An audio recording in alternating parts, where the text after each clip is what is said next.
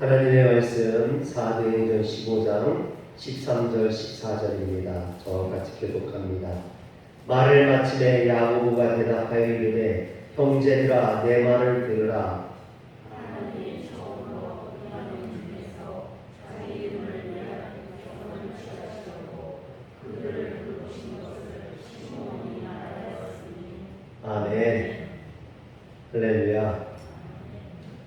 창세기 1장 27절에 보면 하나님이 자기 형상 곧 하나님의 형상으로 사람을 창조하시되 남자와 여자를 창조하시고 그랬습니다.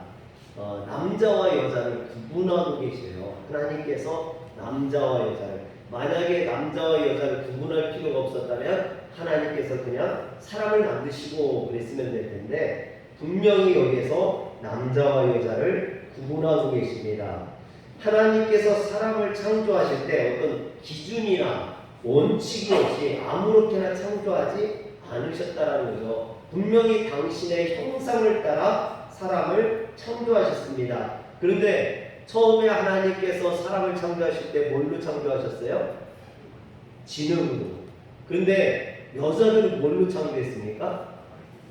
남자의 갈비뼈로. 남자와 여자의 창조될 때, 만들어질 때, 만들어지는 물질이 다르다라는 거예요. 엄격히 따지면 남자와 여자가 다르게 만들어졌다라는 것이죠. 또한 하나님께서 남자에게는 남성성을 주시고 여자에게는 여성성을 주셨어요. 뿐만 아니라 그들이 하는 역할도 다르게 만들어 주셨습니다. 그래서 창세기 3장 16절에서 19절에 보면 저하고 한 번씩 교독으로 읽어볼까요? 16절 또 여자에게 이르되 내가 내게 임신하는 고통을 크게 더하리니 내가 수고하고 자식을 낳을 것이며 너는 남편을 원하고 남편은 너를 다스릴 것이니라 하시고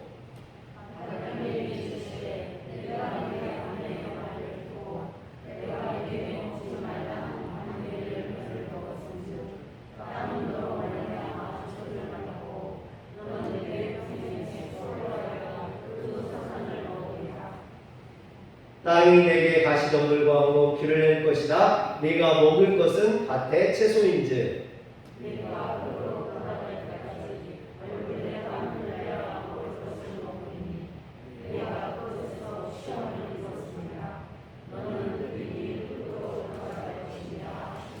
아멘. 여기서 보면 하나님께서 남자에게 주신 역할과 여자에게 주신 역할이 다르다는 걸 알 수 있습니다. 이처럼 하나님께서는 남자와 여자를 만드실 때 남자와 여자를 각각 만드셨다는 거죠. 시간이 다르게 만드셨고 또 이 남자와 여자 간에 신체 구조의 차이가 있고 성품의 차이가 있고 역할의 차이가 있다는 거죠. 본질적으로 남자와 여자는 다르게 만들어졌다는 거죠. 여러분 그런데 요즘 사회에서는 남녀 차별이 없어야 된다. 여러분 남자와 여자가 분명히 차별 있게 만들어졌는데 그 차별을 없애야 된다. 남녀를 똑같이 봐야 된다라는 것은 오히려 역차별이 되는 거예요. 분명히 하나님이 다르게 만드셨는데 같게 여기라는 거죠. 그래서 요즘은 우리나라에서도 지금 법적으로 계류가 되어 있습니다만 차별금지법이 시행되고자 하죠. 이 차별금지법이 통과가 되면요 남자와 여자를 구분할 수 없게 돼요. 구분하면 차별하는 걸로 됩니다. 역차별이 되는 거죠. 그래서 우리나라에서도 지금 그걸 감기는 게 동성연애자들. 동성연애자들은 이 차별금지법이 통과가 되면요 동성연애 결혼이 허용이 되게 돼요. 동성이 결혼을 해도 그게 법적으로 허용됩니다. 자녀도 키울 수 있어요. 이감도 할 수 있게 됩니다. 그것뿐만 아니라 그렇게 되면 남자와 남자, 여자와 여자가 결혼하는 것뿐만 아니라 남자와 동물들이 결혼할 수도 있고 여자와 동물들이 결혼할 수도 있는 그것도 가능하게 됩니다. 그래서 지금 기독교에서 차별금지법을 반대하는 거예요. 물론 거기에는 좋은 의미도 들어있어요. 그러나 오히려 나쁜 의미가 더 많이 들어있기 때문에 그걸 반대하는 거죠. 남자에게는 남자가 이제 결혼하면 아버지가 되죠. 아버지의 역할이 있어요. 그리고 여자가 결혼하면 어머니의 역할이 있습니다. 그래서 저희도 어렸을 때 이제 지금은 저희 아이들을 안 때려요. 뭐 저희 아이들 같은 경우에 초등학교 2학년 전에 이렇게 막 성격이 형성될 때 이렇게 많이 야단을 치고 잘못된 걸 지적하고 뭐 그랬거든요. 근데 초등학교 2학년 이후에는 잘 몰아가지 않습니다. 그리고 초등학교를 졸업하면 더 이상 타치하잖아요. 그냥 너희들이 알아서 하라고 그래요. 더 이상은 제가 얘기하지 않습니다. 그런데 어렸을 때는 뭐 5살, 3살에서 5살 정도 이때가 많이 고집부리고 잘못을 범하려고 할 때 뭐 요즘은 예전에는 미운 7살이라고 했는데 요즘은 미운 5살이라고 하거든요. 그때 이제 야단칠 때 저희 집사람이 저한테 그러는 거예요. 아빠가 좀 야단쳐. 아빠가 야단쳐. 그러면 저는 항상 나쁜 역할을 해요. 야단치는 역할, 때려주는 역할. 그러면 애들이 울잖아요. 그럼 저희 집사람은 안아주고 보듬어주고 우는 거 달래는 역할. 철저하게 이렇게 구분을 해요. 그래서 애들이 어렸을 때는요, 저를 안 좋아했어. 저는 늘 야단치는 사람, 책망하는 사람. 저희 집사람은 늘 감싸주고 보살펴주는. 그래서 저는 아버지의 역할, 저희 집사람은 어머니의 역할을 이렇게 분담을 하는 거예요. 대신에 제가 야단칠 때는 저희 집사람이 절대로 간섭하지 않습니다. 왜 애들을 야단치고 그래? 그런 얘기 하지 않아요. 야단칠 때는 가만히 있어요. 그리고 다 야단치고 나면 그때 가서 애들을 안아주고 감싸주고 긁어줘요. 근데 제가 부러웠어요. 그러니까 애들이 저만 미워해. 늘 나쁜 역할만, 혼내는 역할만 하니까 집사람이 좀 야단치고 내가 좀 감싸주면 좋을 텐데. 근데 아버지의 역할이 그런 거잖아요. 훈계하고 책망하고 야단치고 엄마는 감싸주고 돌봐주는 그런 역할이죠.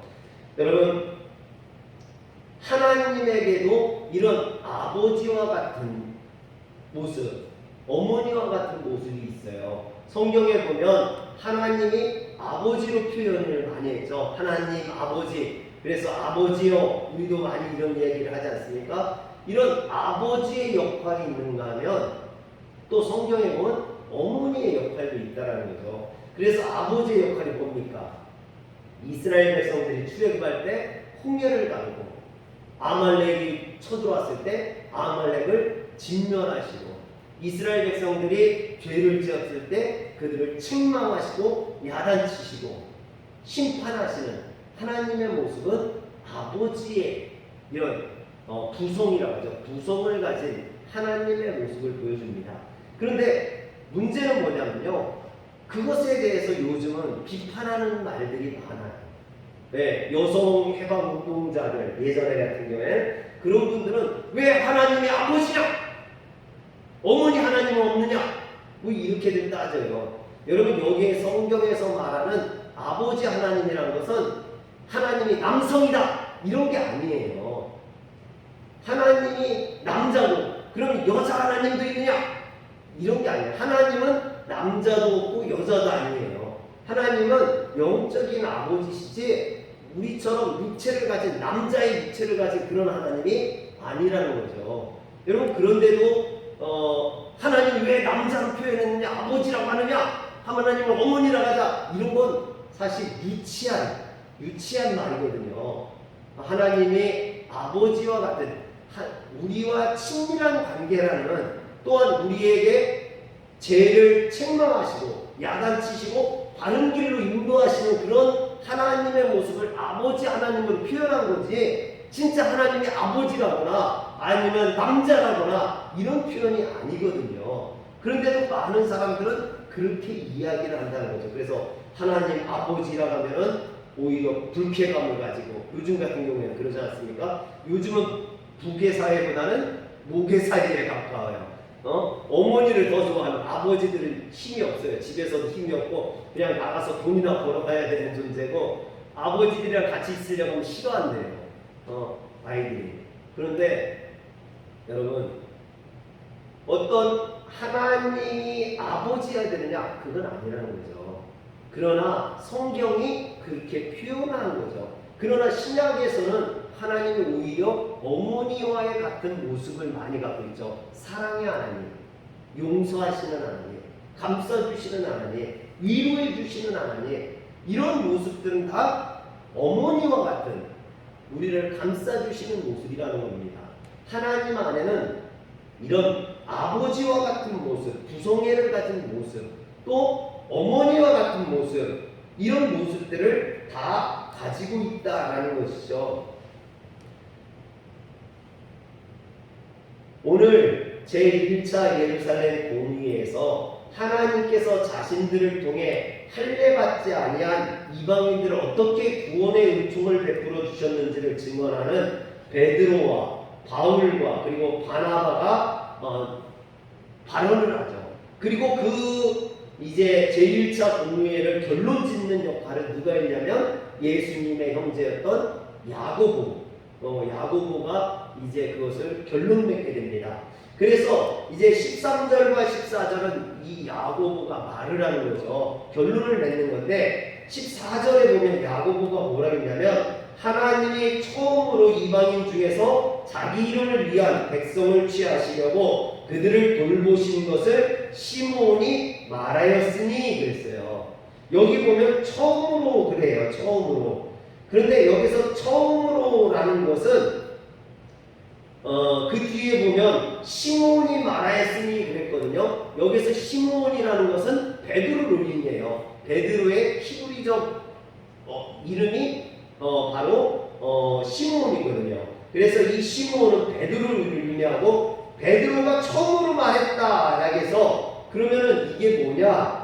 즉 이방인들에게 복음을 전한 것이 베드로가 처음이라는 얘기로 해석하는 사람들도 많아요. 근데 이건 틀리죠. 왜냐하면 우리가 사도행전 8장에 보면 이방인들에게 처음으로 복음을 전한 사람이 누구예요? 빌립 집사님. 빌립 집사님이 에디오피아 네이시아에게 복음을 증거해서 그를 세례받게 하잖아요. 그래서 첫 이방인의 세례 사건은 빌립 집사님이 에디오피아 네이시아에게 복음을 증거하고 세례를 준 거거든요. 그러면 여기서 베드로가 고넬료에게 세례를 준 것은 처음이 아니라는 얘기죠. 그럼 여기서 처음으로라는 말은 뭐냐? 그것은 이 공의회에서 이방인의 구원에 대한 사실을 베드로가 처음으로 이야기했다라는 이야기입니다. 즉 이 제1차 예루살렘 공의회에서 베드로가 처음으로 이방인의 구원, 즉 이방인이 할례를 받지 않아도 그들이 구원받는다라고 베드로가 처음으로 공식적으로 이야기를 했다라고 보는 거죠. 그런데 우리가 여기서 주목해봐야 되는 것은요, 야고보가 하나님께서 이방인 고넬료 일행들에게 구원해 주신 그 사실을 언급하면서 뭐라고 말하냐면 14절에 하나님이 그들을 돌보신 것이라고 표현을 합니다. 여기서 돌보다라는 말이 굉장히 중요해요. 왜냐하면 이 돌보다라는 말이 헬라어로 여성형 명사인 에피스케토마이라는 말이에요. 이 에피스케토마이라는 말은 슬픔이나 고통 혹은 절망 속에 빠져있는 사람들을 직접 찾아가서 돌보아주고 위로해주는 것을 의미해요. 그런데 이렇게 절망하고 좌절하고 실망한 사람을 찾아가서 위로해주고 격려해주고 감싸주는 역할인데 이게 여성형 명사로 쓰였다라는 거예요. 즉 이런 역할을 누가 하는 거냐? 어머니가 하는 역할이라는 거죠. 그래서 여성형 명사로 이 말이 사용되었다라는 겁니다. 하나님께서 아까 이야기했잖아요. 남성 아버지로 표현을 하는 그런 하나님께서 진노하시고 심판하시고 책망하시고 야단치시는 이런 모습의 남성적인 모습을 갖고 있다면 하나님 앞에 이런 여성적인 모습, 여성성, 부성, 모성이 있다라는 거죠. 그래서 오늘 이 에피스케토마이는 그걸 나타내 주는 거예요. 하나님은 돌보시는 하나님입니다. 우리를 돌보아 주시는 하나님. 어머니처럼 우리를 감싸 주시고 우리를 보듬어 주시고 사랑해 주시고 돌보아 주시는 하나님이라는 거죠. 이걸 왜 하나님을 어머니라고 표현하느냐? 목사님 잘못된 거 아니에요? 하나님은 아버지시지. 이렇게 이야기하면 안 된다는 거죠. 하나님의 그런 어머니와 같은 모습을 이야기하는 거지, 하나님이 어머니라거나 하나님이 아버지라고 이야기하는 게 아니라는 거죠. 여러분, 하나님을 아버지 하나님 했을 때 아버지에 대한, 육신의 아버지에 대한 나쁜 기억이 있거나 육신의 아버지로부터 많이 매질을 당한 사람들은 아버지에 대한 반감 때문에 하나님을 아버지라고 표현하는 것을 거부할 수도 있는 거예요. 그런데 하나님을 이렇게 아버지냐 어머니냐 남자냐 여자냐 이렇게 보는 것은 웃긴 일이라는 거예요. 왜? 하나님은 영적인 하나님이시지 육의 하나님이 아니라는 거죠. 영의 하나님은 남자도 아니고 여자도 아니라는 거죠. 하나님 안에는 아버지와 같은 모습과 어머니와 같은 모습이 있기 때문에 하나님을 아버지로 표현하기도 하고, 이렇게 에피스케토마이처럼 하나님을 여성형 명사로 이렇게 하나님을 표현하기도 한 거라는 겁니다. 그래서 하나님은 어떤 하나님이냐? 우리를 위로해 주시고 돌보아 주시는 하나님이라고 지금 야고보는 표현하고 있다라는 거죠. 우리말 속담에 과부의 사정은 누가 제일 잘한다고요? 과부가 잘한다고. 여러분, 그 상황, 똑같은 상황을 경험해보지 않은 사람들은 그 상황을 잘 모르는 거예요. 얼마 전에 친한 목사님하고 만났는데 저한테 그래요.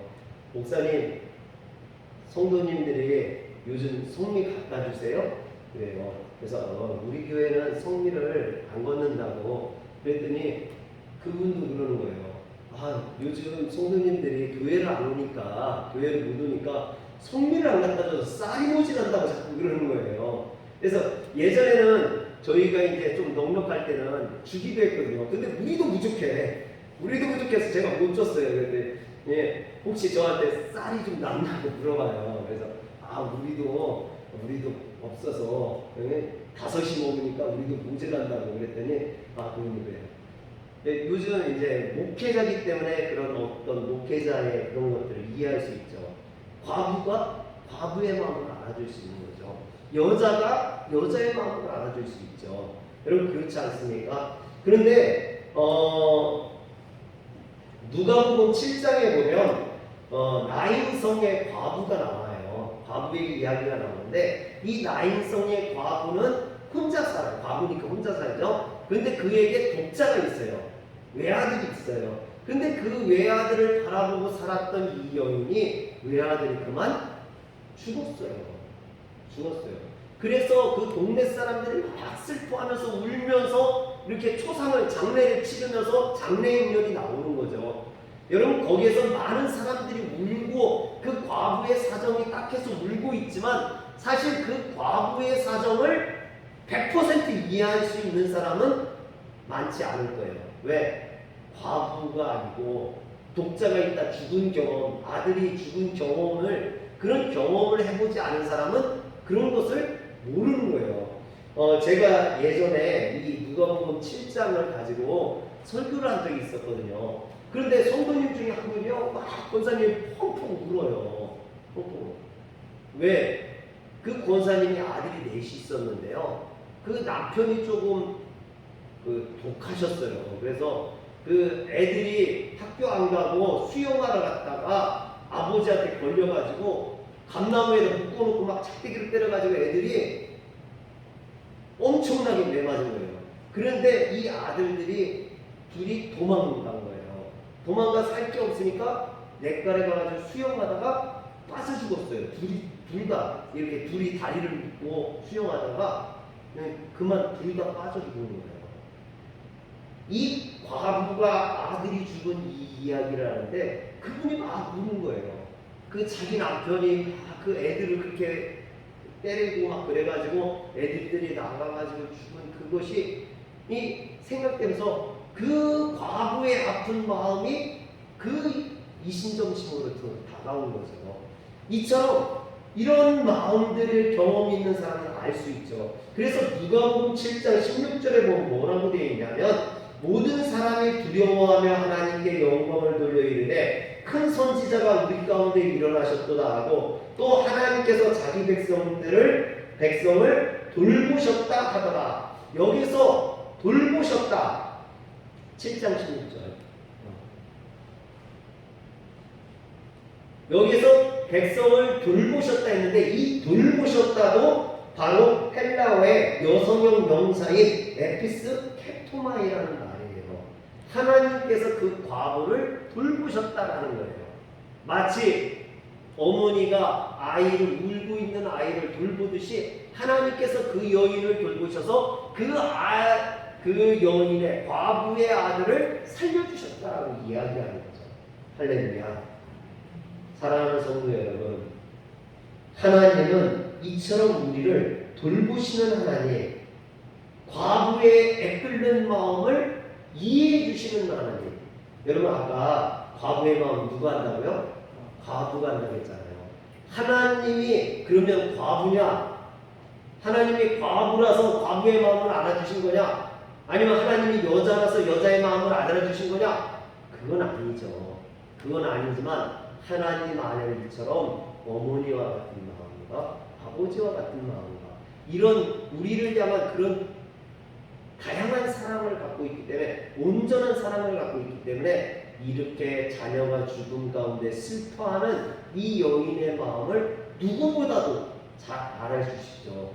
뿐만 아니라 독생자 예수 그리스도를 십자가에 못 박혀 죽게 하시기도 했었잖아요. 그래서 누구보다도 이 과부의 마음을 잘 알아주시고 그래서 에피스캡토마이 그를 돌보셨다라는 거죠. 그의 마음을 아시고 그를 돌보셨다라고 표현하는 겁니다. 이런 표현은요 창세기에도 나와요. 신약에만 나오느냐? 그렇지 않아요. 구약의 하나님은 아버지와 같은 하나님, 신약에는 어머니와 같은 하나님. 물론 그게 많아요. 구약에는 아버지와 같은 하나님 많고 신약에는 어머니와 같은 하나님이 많아요. 그러나 구약에 그러면 어머니와 같은 모습이 없고 신약에 아버지와 같은 모습이 없느냐? 그렇진 않아요. 여러분 창세기 21장 1절과 2절을 한번 볼게요. 여호와께서 말씀하신 대로 사라를 돌보셨고 여호와께서 말씀하신 대로 사라에게 행하셨으므로 2절 다 같이 시작.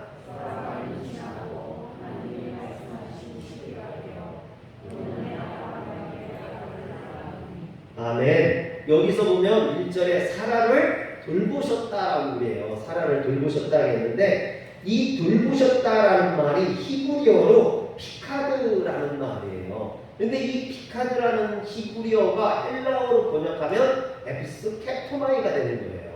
즉 하나님께서 사라를 돌보셨다라는 거예요. 그의 마음을 긍휼히 여기시고 불쌍히 여기시고 그를 돌보셨다는 거죠. 90세가 되도록 여성의 경수가 끊어지도록 자식을 낳지 못해서 그 아파하는 그 사라의 마음을 누구보다도 하나님이 잘 알아주셨다라는 겁니다. 그 애끓는 마음을 알아주셔서 그를 위해서 아들을 주셨는데 그게 이삭이라고 이야기하는 거죠. 이처럼 하나님께서는 여자들의 그 애끓는 마음, 여러분 그래서 교회에 여자들이 바쁜지도 몰라요. 하나님께서 여자들의 그 마음을 잘 알아주시고 그 여자들의 슬픔과 아픔을 고통을 잘 알아주신다는 거죠. 그렇다면 하나님께서 여자의 마음만 알아주시냐? 그렇지 않아요. 하나님께서는 여자뿐만 아니라 남자의 마음도 또 아이들의 마음도 노인들의 마음도 하나님은요 남자냐 여자냐가 아니거든요. 하나님은 젊은 사람만 나이 든 사람만 아니라는 거예요. 하나님은 남녀노소 누구나 마음을 다 알아주시고 그들의 슬픔과 그들의 어려움과 그들의 절망과 그들이 무엇 때문에 힘들어하고 어려워하는지를 누구보다도 잘 알아주시는 하나님이라는 거예요. 그래서 하나님 아버지가 되시는 거죠. 그래서 또한 그분 안에 우리가 하나님 어머니라고 표현하고 있지는 않지만 하나님의 에피스캡토마예요. 어머니와 같은 마음으로 우리의 그 슬픔과 어려움을 위로해 주신다라는 겁니다. 할렐루야. 사랑하는 성도 여러분, 혹시 여러분들 중에 뭐 어떤 일들 때문에 또는 어떤 문제 때문에 자녀의 문제든 물질의 문제든 아니면은 그것이 직장의 문제든 또는 대입의 문제든 여러 가지 어떤 문제인지는 모르겠어요. 그러나 여러분들이 그것으로 인해서 고통받고 갈등하고 고민하고 아파하는 마음을 그 누구보다도 가장 잘 알아주시는 분이 하나님이라는 거예요. 때로는 우리가 그런 어려움 가운데 잘못 선택하고 잘못된 길로 갈 때는 아버지와 같이 우리를 책망하시고 야단치시고 너 그런 길 가면 안 되지, 너 그렇게 하면 안 되지, 다른 길로 가야지 이렇게 야단쳐 주시기도 하시고, 또 어떤 때는 어머니와 같이 우리를 끌어안아 주시고 울면서 괜찮아 괜찮아 다음에는 할 수 있어 잘할 수 있어 너 실망하지 마 낙망하지 마 내가 너와 함께 해줄게 내가 있잖아 어머니와 같이 우리를 안아주시면서 위로해 주시는 그런 어머니와 같은 모습으로 우리에게 다가와 주신다는 겁니다. 오늘도 때론 아버지와 같이 때론 어머니와 같이 우리에게 찾아오셔서 우리를 위로하시고 우리를 격려해 주시고 우리를 바른 길로 인도하시는 그 하나님이 여러분들을 선한 길로 축복의 길로 부르짖어 실만한 물가로 인도해 주시길 주의 이름으로 축원합니다. 기도하겠습니다. 전능하신 하나님, 자비하신 하나님, 우리가 실족할 때, 우리가 낙망할 때 우리를 야단치시고 책망하시는 아버지와 같은 하나님, 또 우리가 실족하고 낙망했을 때 우리를 끌어안아 주시고 울어주시며 우리를 긍휼히 여기시고 불쌍히 여기시는 어머니와 같은 하나님, 오늘 우리를 긍휼히 여겨주시옵소서. 우리가 하나님 앞에 바른 신앙의 모습 갖게 하시고 정말 하나님의 위로함을 받아서 다시 한번 힘을 낼 수 있도록 주님 도와주시옵소서.